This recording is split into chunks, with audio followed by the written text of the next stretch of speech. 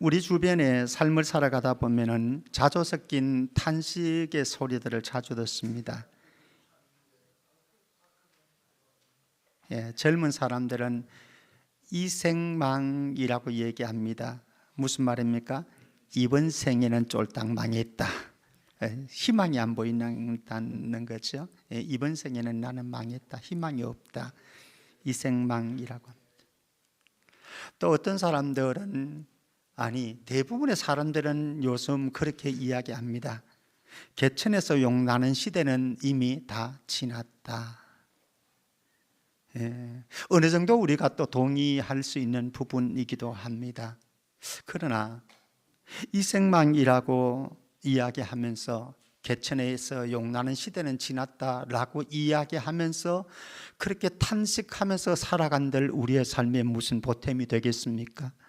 근데 성경을 보면요, 성경을 보면은 하나님이 개입하셔서 인생의 판도가 바뀌어진 사람들의 이야기로 가득 차 있습니다, 성경이. 그래서 믿음으로 살아갈 때에 하나님이 우리의 인생의 판도를 바꾸어 줄 수 있다라고 하는 믿음으로 살아가십시다. 그렇게 살아가는 사람들의 공통적인 특징 몇 가지가 있어요. 첫 번째, 이들은 동일하게 어두운 과거에 사로잡힌 노예로 살지 않습니다.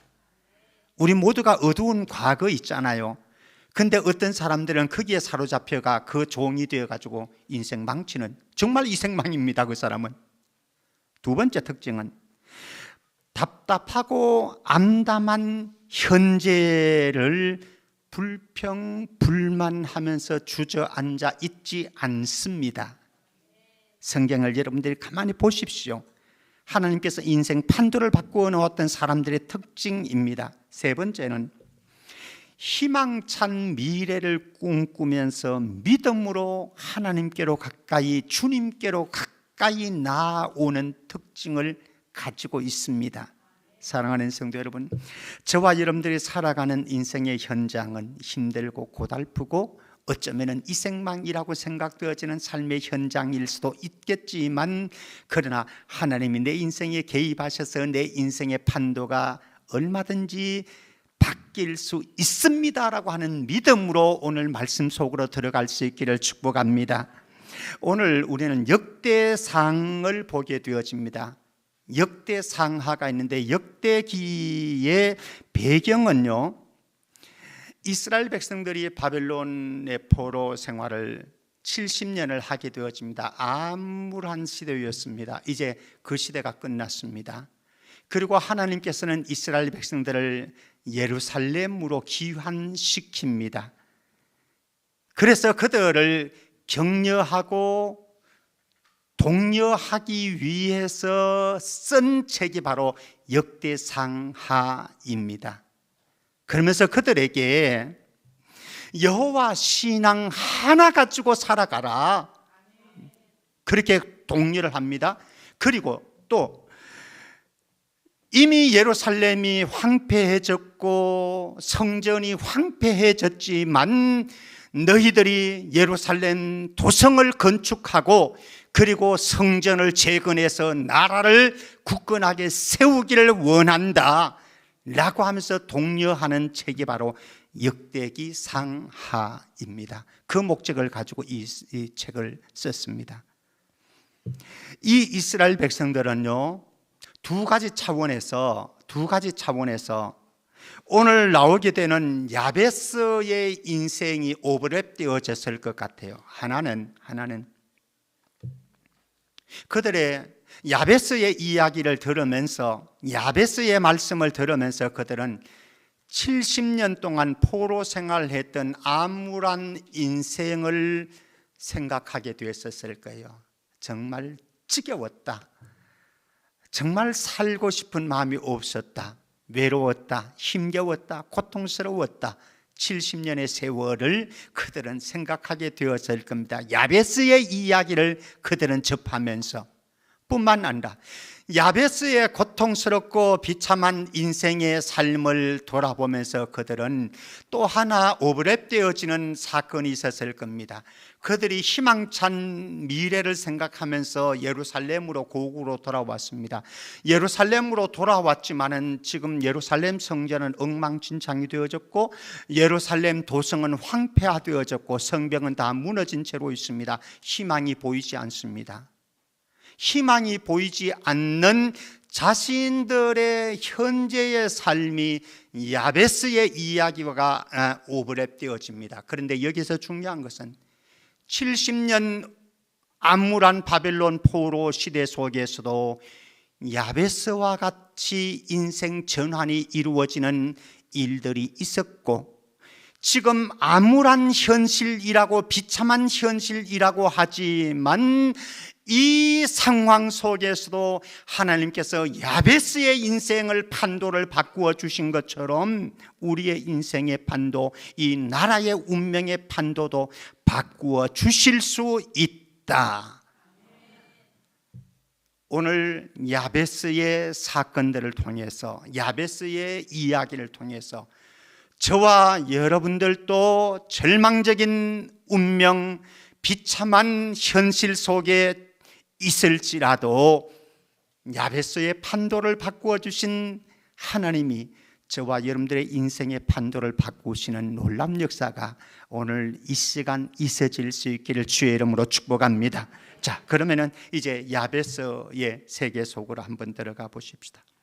야베스를 이야기할 때에 먼저 야베스의 인생을 처량하고 불행한 인생이다, 마치 오늘날 젊은이들이 말하는 이생망을 외칠 수밖에 없는, 이번 생에는 쫄딱 망했다라고 외칠 수밖에 없는 야베스의 인생을, 현실을 보게 되어집니다. 자, 9절 말씀 한번 보면은요, 9절 같이 읽어볼까요? 시작. 야베스는 그의 형제보다 귀중한 자라. 그의 어머니가 이름하여 이르되 야베스라 하였으니 이는 내가 수고로이 낳았다 함이었더라. 야베스라고 하는 사람이 등장합니다. 예, 야베스를 이야기할 때 저는 먼저 내세울 것 없는 출신 성분을 가진 자이다, 이렇게 표현하고 싶어요. 내세울 것. 예, 우리 집안에 백그라운드가 좋은 사람들 있잖아요. 예, 인생에 얼마나 큰 힘이 되어지는지 모르는 거죠. 그죠? 근데 야베스 한번 만나 보십시다. 역대상 1장에서 9장까지에 보면은요, 여러분들이 좀 읽기에 지겹습니다. 왠가 하면은 지파들 이름 나오고 사람들 이름이 쭉 나오는데 500명이 넘는 사람들의 이름이 소개되어 있어요. 즉 이스라엘 백성들의 족보 이야기가 1장에서 9장까지 좀 지겹도록 나옵니다. 자, 그런데 그 족보 이야기 가운데 1장에서 9장의 족보 이야기 가운데 3장과 4장은 어느 지파 이야기를 다루는가 하면 유다 지파에 속해 있는 사람들의 이름이 쫙 열거되어 있습니다. 유다 지파.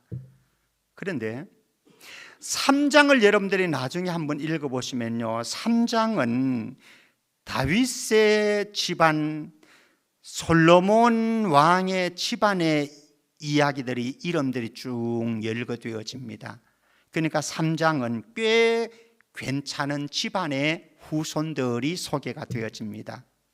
그런데 4장을 가게 되어지면요, 그런 별 볼 일 없는 사람들의 이름들이 쫙 열거되어지는 4장이에요. 4장이.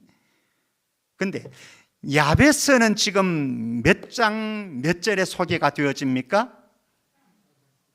4장에 소개, 4장 9절 10절 4장에 소개되어져요.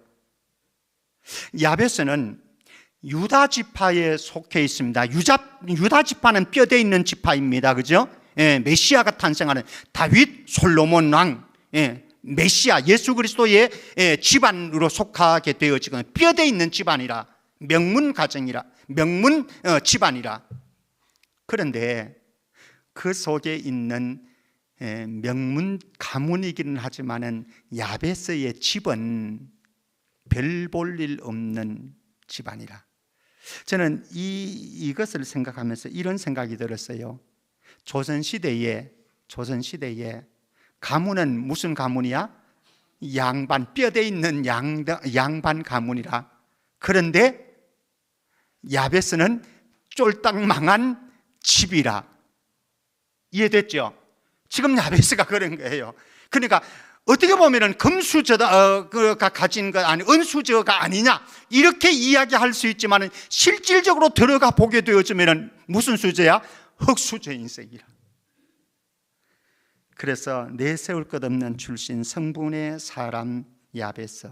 아마 야베스는 여호수아 시대 내지는 사사 시대의 어떤 한 인물로 성경학자들은 이야기를 하고 있습니다. 자, 9절 말씀에 보면은 다시 한번 9절 보면요, 이 야베스에 대해서 이렇게 말씀합니다. 야베스는 그의 형제보다 귀중한 자라. 그의 어머니가 이름하여 이르되 뭐라고 이름을? 야베스라 이름을 지어줬습니다. 누구가? 어머니가. 그런데 그 이름의 뜻이 무엇인가? 내가 수고로이 낳았다. 야베스, 수고로이 낳았다. 죽을 뻔하면서 낳았다. 이런 의미가 야베스.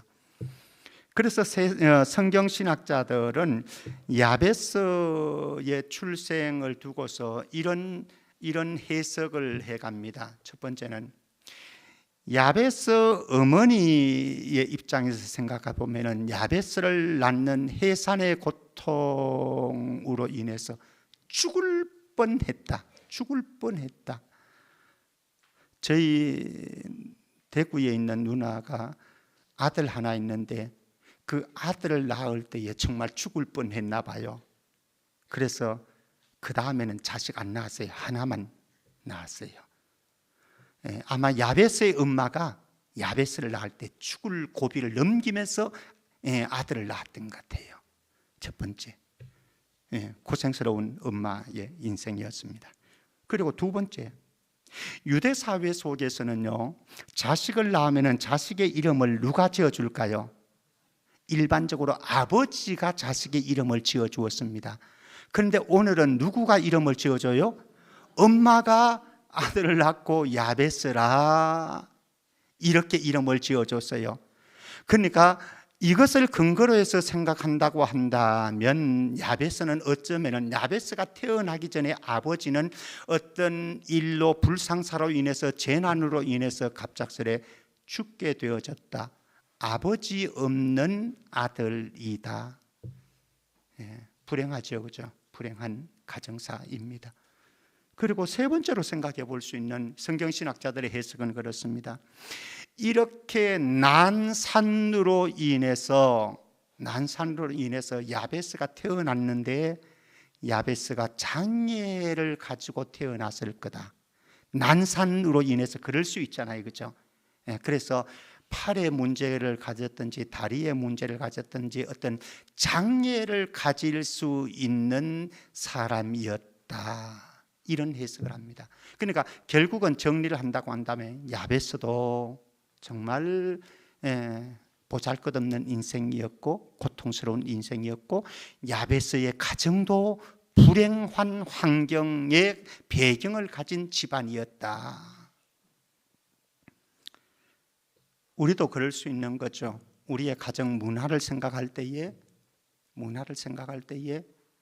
정말 가족 문화를 생각할 때에 속상하고 상처로 가득한 분들이 계실 거예요. 내가 왜 이런 집안에서, 왜 이런 엄마 아빠 밑에서 내가 태어나서 살아야 되는가. 그래서 든든한 백도 없이 성장해가지고 내 인생 이생망이다. 지금 생에는 난 인생 끝난 거다. 망했다. 이렇게 생각하는 사람들도 있을 수가 있습니다. 그런데 중요한 것은 그럼에도 불구하고 오늘 9절 말씀 다시 봅니다. 9절 말씀 다시요. 같이 읽습니다. 시작. 야베스는 그의 형제보다 귀중한 자라 되었습니다. 야베스는 그의 형제보다 어떻게 하고요? 귀중한 자라, 존귀한 자, 유력한 자가 되어졌다 말씀합니다. 보잘것없는 인생이라고 말씀드렸습니다. 어쩌면은 우리의 편으로 구질구질한 인생이라고 생각되어질 수도 있을 것입니다. 비참한 인생이라고 자타가 공인하는 그런 인생살이였을 수도 있습니다. 그러나 하나님이 개입하셔서 우리의 인생의 판도를 얼마든지 형제들보다 존귀한 자, 유력한 자로 만들 수 있다. 저와 여러분들에게도 인생 판도를 바꾸시는 하나님의 은혜가 있기를 주의 이름으로 축복합니다. 그러기 위해서는 인생의 주어를 잘 찾아야 됩니다. 인생의 주어, 우리 인생의 주어가 무엇인가? 내가 열심히 내 인생의 판도를 바꾸기 위해서 애를 쓰는 것도 중요합니다. 그러나 그것보다 우리는 믿음의 세계 속에서 본다고 한다면 우리의 인생의 판도를 바꾸시는 것은 하나님이시다, 주님이시다. 그래서 인생 주어를 제대로 찾아야 된다. 그러면 야베스의 보잘것없는 인생, 구질구질한 인생, 비참한 인생에서 어떻게 판도가 존귀한 자로, 형제들보다 유력한 자로 판도가 바뀌어질 수 있었는가, 그 비결이 있는가? 10절 말씀에 이렇게 말씀합니다. 야베스가 이스라엘 하나님께 아뢰어 이르되 라고 말씀합니다. 야베스가 이스라엘 하나님께 아뢰어 이르되. 비결은 이것이에요. 야베스는요, 고통스러운 현실 가운데 실망하고 낙담하고 주저앉아 있지 않았어요. 혹시 여러분들 그런 분은 없는지 한번 점검해 주시죠. 그는 하나님을 신뢰했습니다. 하나님을 신뢰했기 때문에 하나님을 기대했습니다. 하나님을 기대했기 때문에 그는 하나님께 나아가 기도했습니다. 하나님 앞에 나아가서 고통 중에 절망스러운 상황 속에, 현실 속에서 기도하는 야베스를 하나님은 존귀한 자로, 유력한 자로 인생을 전환시켜 주셨습니다. 그래서 우리에게 소중한 것은 무엇인가? 내 인생이 절망스럽다, 내 인생이 비참하다, 이것이 중요한 것이 아니라 그 상황 속에서도 하나님께 나아가 은혜의 보좌 앞에 엎드리는 믿음을 가지고 나아갈 때에 하나님께서 낙심된 저와 여러분들의 인생을 존귀한 인생으로 바꾸어 주시는 줄 믿습니다. 그 믿음 가지고 있는 거예요. 그래서 인생 판도를 바꾸기 위해서, 전환하기 위해서 저와 여러분들에게 꼭 필요한 세 가지가 있습니다. 한번 우리의 삶을 점검해 보십시다. 인생 판도, 현재 지금의 우리의 인생, 이 현장에서 우리의 인생 판도가 어떻게 바뀌어질 수 있는가? 전제 조건이 세 가지가 있다라고 말씀드리는 거예요. 첫 번째는 불행한 운명의 노예로 전락하지 마십시다. 우리가 불행한 출생을 가질 수도 있습니다. 이 성도들 가운데, 여러분들 가운데도 그런 분들이 있을 겁니다. 그리고 불리한 조건을 가지고 있는 분들이 분명히 있을 거예요. 저도 그런 사람 가운데 한 사람이니까요.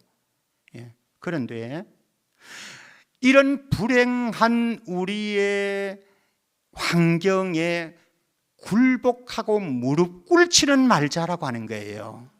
이런 사람의 인생 판도가 바뀌어질 수 있는 거죠. 왠가 하면 하나님은 우리의 고통스러운 환경과 불행한 운명이라고 생각되어지는 곳에 우리를 때때로는 세워놓을 수가 있는데, 그때에 하나님이 일하시는데 하나님이 우리를 깨뜨리십니다.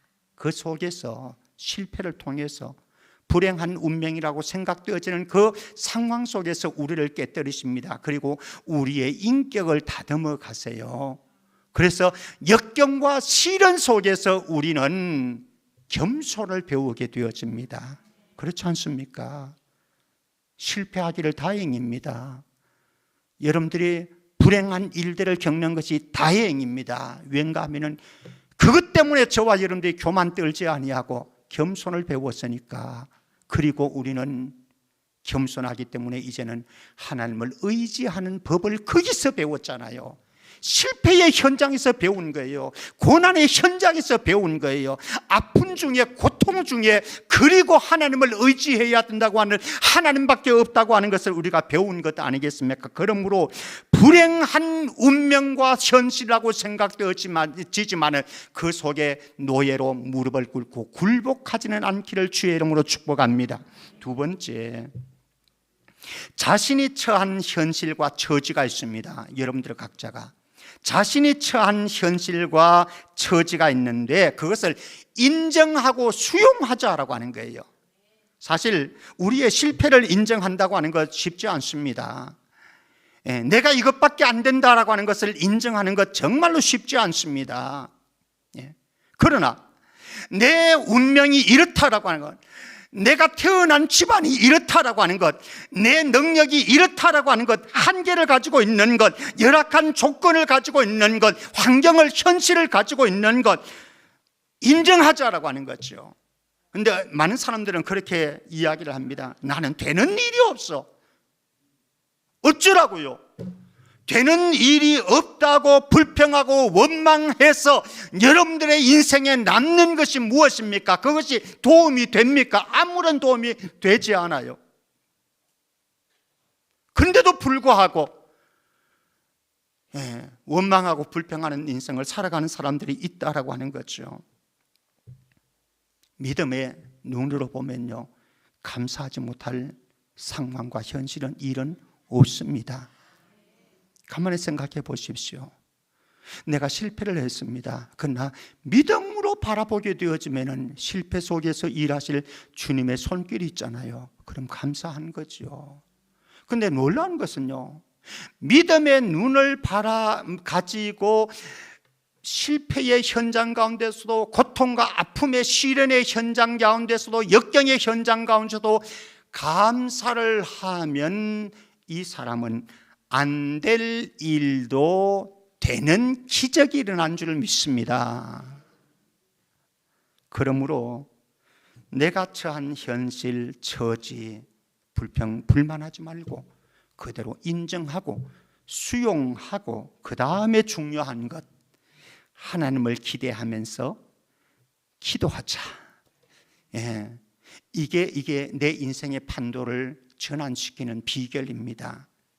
우리의 인생 동력이라고 하는 건, 믿는 사람들의, 하나님의 사람들의 인생 동력이라고 하는 것이 무엇일까요? 내가 열심히 노력하는 것도 중요합니다. 열심히 공부하는 것도 중요합니다. 내 능력이 있는 것도 중요합니다.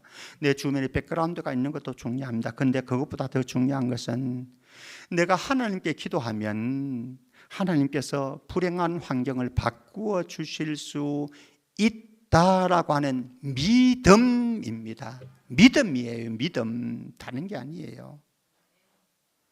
이 믿음이 있는 사람들의 삶의 태도는 달라요. 믿음이 없는 사람들은 우리의 인생에서 불평하고 원망하고 짜증 부립니다. 그리고 주변의 사람들을 탓합니다. 그런데 믿음이 있는 사람들은 환경보다, 현실보다, 내가 봉착한 문제보다 크신 하나님에 대한 신뢰가 있기 때문에 결코 불평하고 원망하고 거기에 주저앉지 않아요. 대신 뭐를 합니까? 하나님을 기대하면서 기도합니다. 최선의 삶은 무엇이라고 생각하십니까? 여러분들의 인생의 최선의 삶은 내가 정신 바짝 차리고 열심히 뼈 빠지게 일하는 것, 그것이 최선의 삶이라고 생각하십니까? 물론 그것도 굉장히 필요합니다. 그러나 그것보다 더 중요한 것은 우리의 삶을, 환경을, 우리의 모든 것을 다스려 나가시는 하나님을 기대하면서 그분 앞에 기도할 수 있는 삶, 이게 최선의 삶인 거죠. 사랑하는 성도 여러분, 우리가 하나님을 조금 더 큰 믿음을 가지고 신뢰하십시다. 그리고 그분을 신뢰하기 때문에 하나님이 일하실 것을 기대하십시다. 하나님이 일하실 것을 기대하기 때문에 은혜의 보좌 앞으로 나가서 눈물로 탄식하면서, 때로는 원망하기도 하면서, 때로는 감사하면서 기도해서 기도로 우리의 기적의 역사를 내 인생의 전환을 이루어낼 수 있기를 주의 이름으로 축복합니다. 자, 그러면은 이제 야베스의 기도의 현장으로 한번 가보고요. 야베스가 기도할 때 하나님이 어떻게 응답해 주셨는지 10절 말씀 같이 읽어보겠습니다. 10절 같이 읽습니다. 시작. 야베스가 이스라엘 하나님께 아뢰어 이르되 주께서 내게 복을 주시려거든 나의 지역을 넓히시고 주의 손으로 나를 도우사 나로 환난을 벗어나 내게 근심이 없게 하옵소서 하였더니 하나님이 그가 구하는 것을 허락하셨더라. 아멘. 야베스의 응답받는 기도 한번 살펴보십시다. 10절 말씀 다시 한번 가면요. 야베스가 이스라엘 하나님께 아뢰어 이르되 같이 읽습니다. 시작. 주께서 내게 복을 주시려거든 됐습니다. 주께서 내게 복을 주시려거든. 야베스는 복의 근원이 하나님이심을 믿었습니다. 이게 중요합니다. 복의 근원 강림하사, 복의 근원이 하나님이심을 믿었기 때문에 처량한 인생이고 불행한 가정 여건을 가지고 불리한 인생 조건을 가지고 눈물과 탄식으로 보낼 수 있는 세월이지만 하나님이 나를 도우시면은 그것으로 나는 좋게. 우리에게도 그 믿음이 있기를 바랍니다. 하나님이 도우시면은 족합니다. 하나님이 도우셔야 합니다. 그렇게 기도하는 거예요. 주께서 내게 복을 주시려거든. 그 다음에 두 번째, 그가 기도를 이렇게 합니다.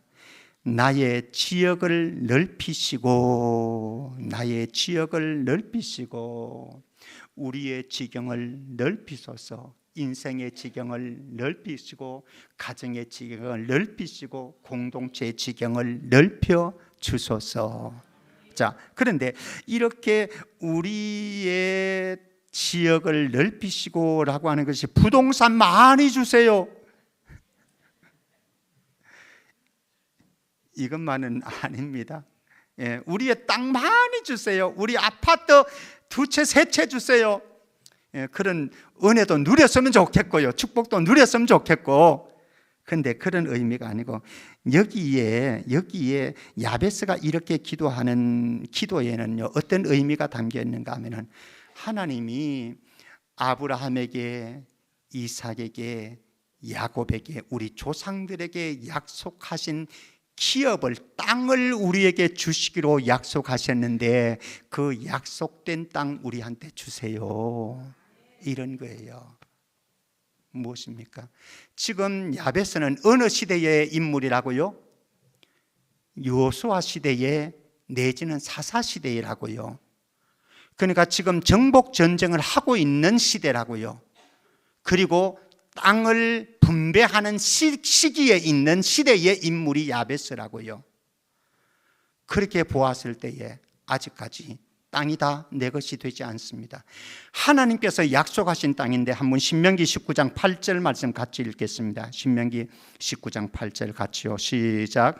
내 하나님 여호와께서 내 조상들에게 맹세하신 대로 내 지경을 넓혀 내 조상들에게 주리라고 말씀하신 땅을 다 내게 주실 때, 이렇게 말씀합니다. 하나님께서 아브라함에게 약속하셨어요. 이삭에게 약속하셨어요. 야곱에게 약속하셨고 요셉에게 약속해 주셨어요.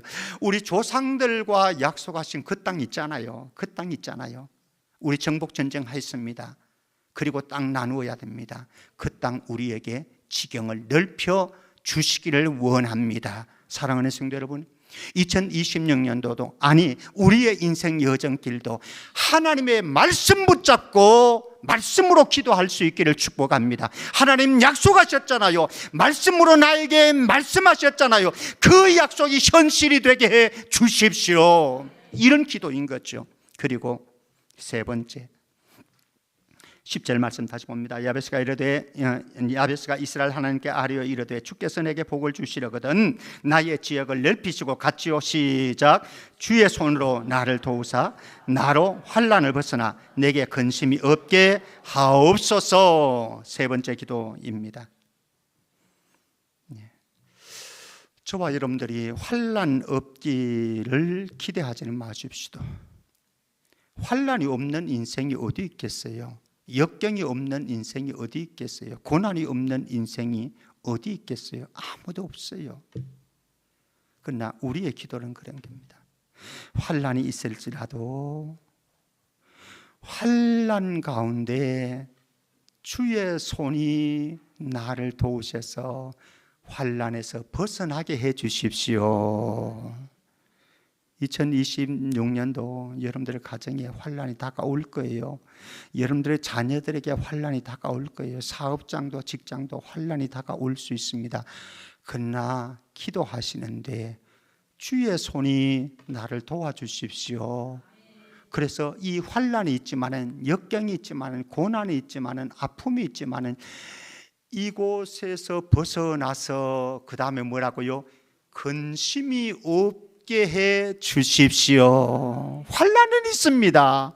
그러나 환난 중에도 하나님이 역사하시기 때문에, 하나님이 개입하시기 때문에, 하나님이 일하시기 때문에, 하나님이 우리의 기도를 들으시기 때문에 근심 속에 빠져 있지는 않기를 주의 이름으로 축복합니다. 근심이 바뀌어져서 기쁨이 되는, 춤이 되는 역사가 있기를 축복합니다. 자, 이렇게 주께서 내게 복을 주시려거든 나의 지역을 넓히시고 주의 손으로 나를 도우사 나로 환난을 벗어나 내게 근심이 없게 해 주십시오라고 기도했더니 응답하시는 하나님, 하나님이 그가 구하는 것을 허락하셨더라. 야베스는요, 고통 가운데 태어났습니다. 그리고 지금도 고통 가운데 살고 있습니다. 그러나 그의 장점이 있었습니다. 고통 속에서도 절망하고 원망하고 탓하지 아니하고 세상 운명 탓하지 아니하고 하나님 앞에 엎드려 기도했습니다. 하나님이 기도 응답해 주셨고 그의 인생의 판도를 바꾸어 주셨습니다. 사랑하는 성도 여러분, 2026년도 저와 여러분들의 인생 살아갈 때에도 우리의 인생의 삶의 현장은 장애물들이 많이 있을 것이고 어두움이 우리를 엄습해 올 것이고 바람도 폭풍우도 거센 파도도 몰아칠 수 있습니다. 그러나 하나님을 믿기에, 하나님을 기대하고 하나님을 기대하기에 하나님께 기도해서 우리의 삶이 근심 사라지고 하나님의 역사 이루어드릴 수 있는 저와 여러분들, 우리의 인생 판도가 전환되어지는 역사가 있기를 주의 이름으로 축복합니다. 마지막 성경 한 구절 읽고 마치겠습니다. 예레미야 29장 12절 13절입니다. 예레미야 29장 12절 13절 같이 읽습니다. 시작. 너희가 내게 부르시며 내게 와서 기도하면 내가 너희들의 기도를 들을 것이요 너희가 온 마음으로 나를 구하면 나를 찾을 것이요 나를 만나리라. 약속하신 이 약속 붙잡고 2026년도 기도에 우리의 승부수를 띄울 수 있기를 바라고요.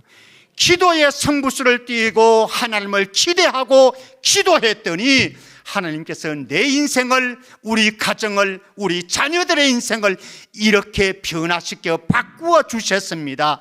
그 하나님께 감사하고 찬양할 수 있기를 주의 이름으로 축복합니다.